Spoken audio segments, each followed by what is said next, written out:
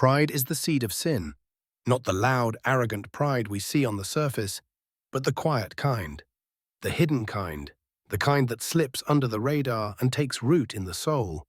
It shows up not just in rebellion, but in something far more acceptable: comfort.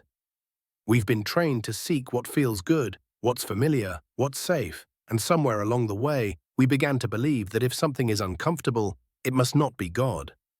If it's inconvenient, it can't be holy. If it stretches me, God surely wouldn't ask that of me. But that's the voice of pride.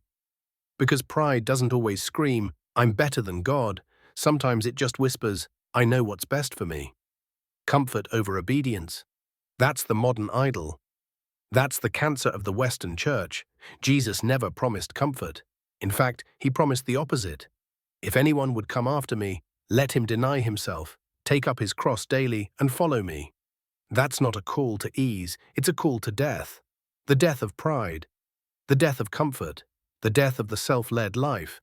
But we don't want to die. We want to manage. We want just enough God to feel spiritual, just enough church to feel covered, just enough conviction to feel like we're growing, but not enough to change. So we've crafted a Christianity that allows us to stay the same. We don't attend church if we're tired. We eat, scroll, binge, and consume to feel better, not to glorify God. We avoid hard conversations in the name of peace. We skip prayer and call it rest.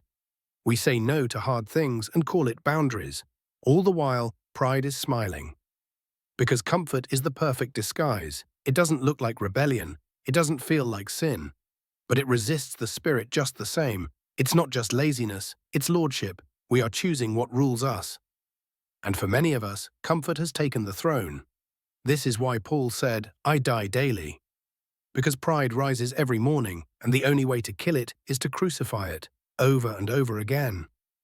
Even Paul, the one who saw visions of heaven, who planted churches, who wrote most of the New Testament, even he had to be given a thorn to keep him humble.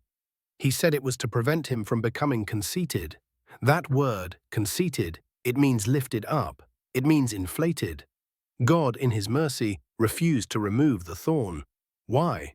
Because the thorn kept Paul dependent. It kept him small in his own eyes. It kept him desperate for grace.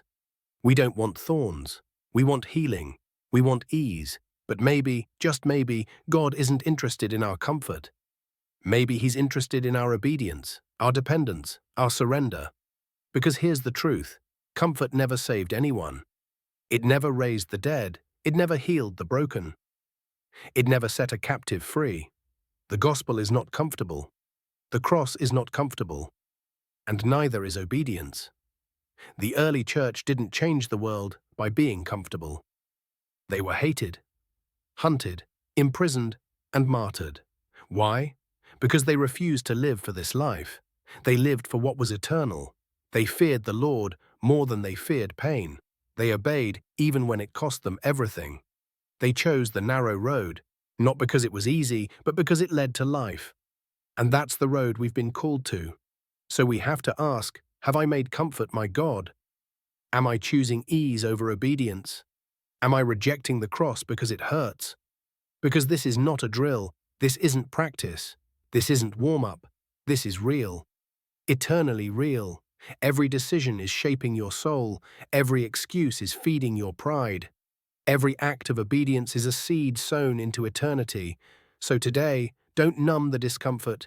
Don't avoid the conviction. Don't hide behind balance or boundaries if they're just excuses to stay unchanged. Pride will always defend itself. It will say, "You're fine," but the Spirit says, "Follow me." Even when it's hard, even when it hurts, even when it's uncomfortable, because obedience leads to freedom, and comfort, unchecked, leads to death. Choose the cross. Choose to die daily. Choose Christ over comfort. Because only one road leads home.